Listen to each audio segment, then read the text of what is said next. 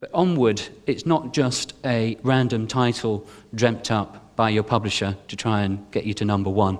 It's a word that has huge significance and history. Tell us about the word. Well, I said that I've written hundreds of memos over the last 30 years, and somehow in the earliest memos that I began to write, I signed the letters Onward, Howard.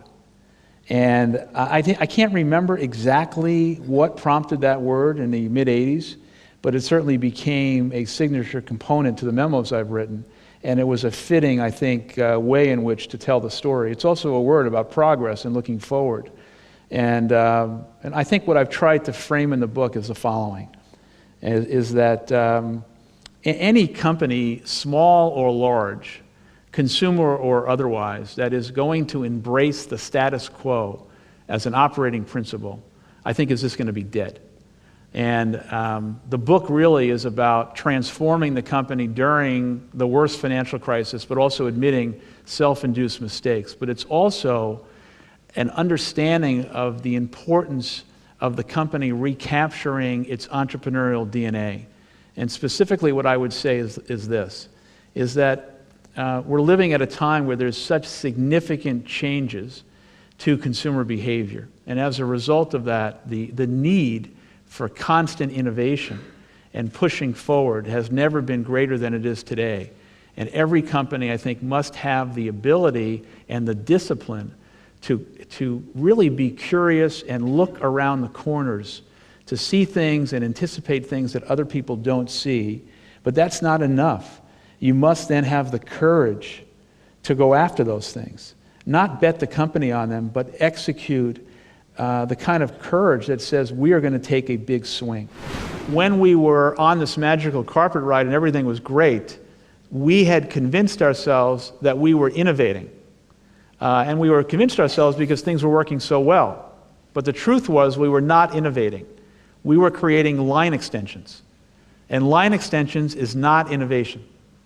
Innovation is creating disruptive events in the minds, hearts, and consciousness of the marketplace.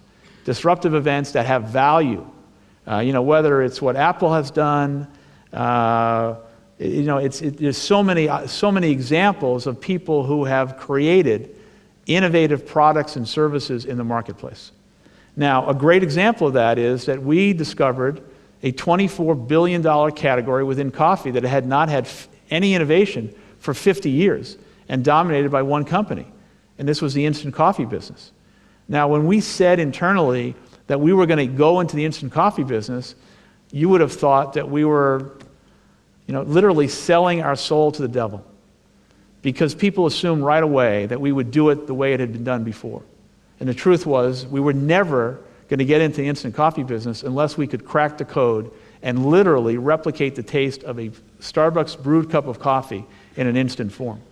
And once we did that, we realized that we could completely change the game. We've now introduced Via, obviously in the UK, and in the US, Canada, Japan, the Philippines, most recently in China. And this will be $1 billion business for Starbucks within a number of years. And I also think it's another example of rekindling and reminding the organization of the need not to go off and do things because no one's done it before, but having the curiosity, the courage, and the executional prowess to take the road less traveled. And it was another example of tremendously building excitement and pride inside the company when for years we were not innovating at all.